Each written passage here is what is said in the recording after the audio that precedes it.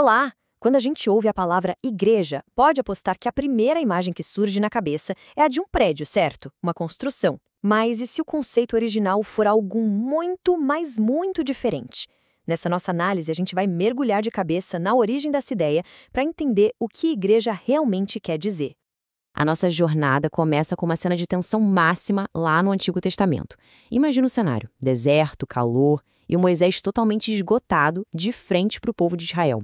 As palavras que ele diz nesse momento e o que ele faz em seguida vão ser um ponto de virada na vida dele. Pois é, a consequência foi pesada.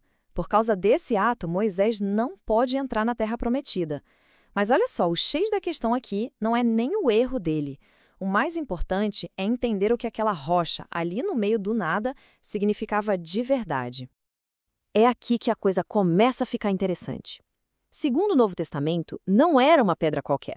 Aquela rocha era um símbolo de Cristo, o alicerce, a fundação do povo de Deus. Guarda bem essa imagem da rocha como base, porque ela é a chave para a gente entender todo o resto.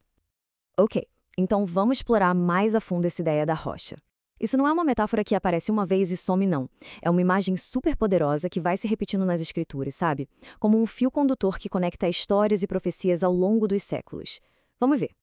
Pulando séculos para frente, a gente encontra o rei Davi usando a mesmíssima imagem. Para ele, Deus não era uma ideia abstrata. Era a sua forte rocha, o seu refúgio, aquele lugar seguro onde ele encontrava salvação de verdade. Depois, o profeta Isaías, olhando lá para o futuro, fala de uma pedra preciosa, angular. A pedra angular, sabe qual é? É a peça mais importante de uma construção, a que dá o alinhamento e sustenta tudo. Ele estava usando essa imagem para falar do Messias que ainda viria. E aqui, para não deixar nenhuma ponta solta, o apóstolo Paulo vai direto ao ponto. Ele praticamente diz: olha, o papo é reto. Só existe um fundamento, uma única base para a igreja, e essa base é Jesus Cristo. Qualquer outra coisa simplesmente não se sustenta. Beleza. Então a base está clara, certo? Cristo é o fundamento, a rocha. Mas e a construção em si? O que está sendo construído em cima dessa base?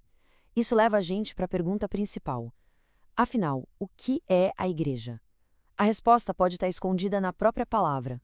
Olha que interessante. A palavra usada no original grego é eklésia, e ela não tem nada a ver com tijolo e cimento. A tradução literal é algo como chamados para fora, ou seja, não é sobre um lugar, é sobre pessoas.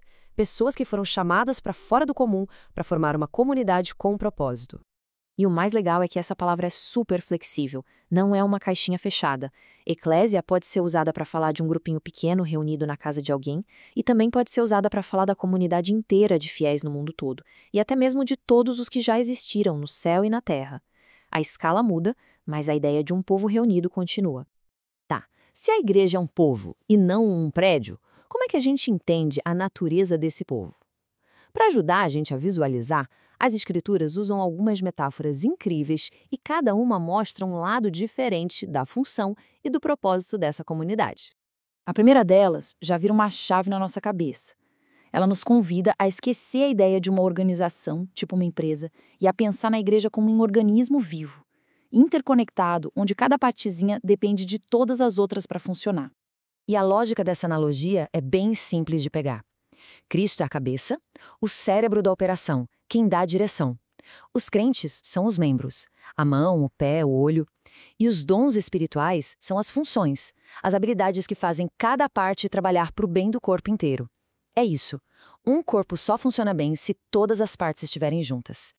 A próxima metáfora faz a gente voltar lá para o começo, para a ideia de construção, só que com um plot twist. A igreja é um templo, sim, mas não do jeito que a gente está acostumado a pensar. É um templo vivo, que não para de crescer.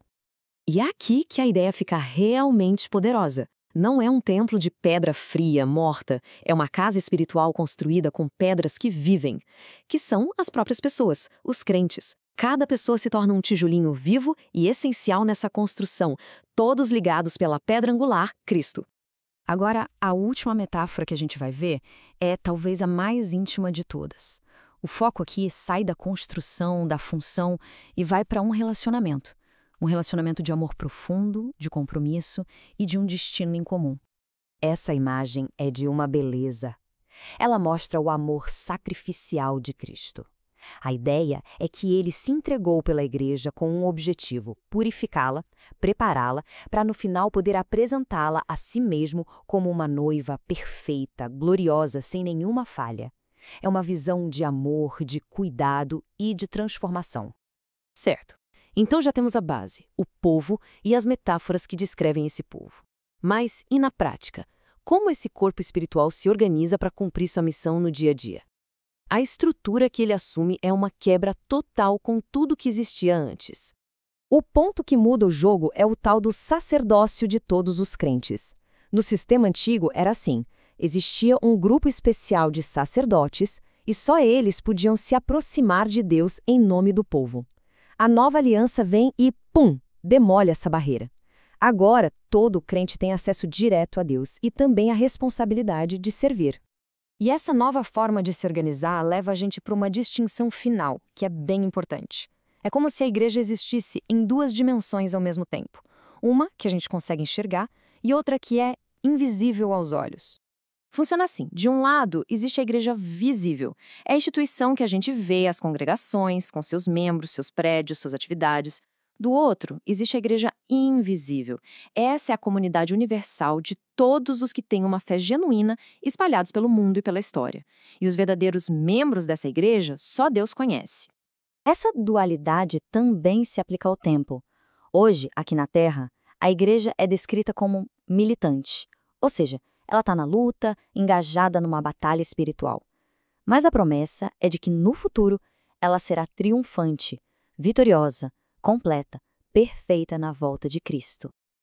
Então olha só que jornada, hein? A gente saiu de uma rocha sólida para um corpo vivo, de uma noiva sendo preparada para um exército em batalha. A igreja é mostrada como uma instituição antiga, firme e ao mesmo tempo como um organismo dinâmico que cresce e se move. O que nos deixa com essa pergunta no ar para a gente pensar: como é que algo tão antigo e institucional pode ser ao mesmo tempo um organismo tão vivo?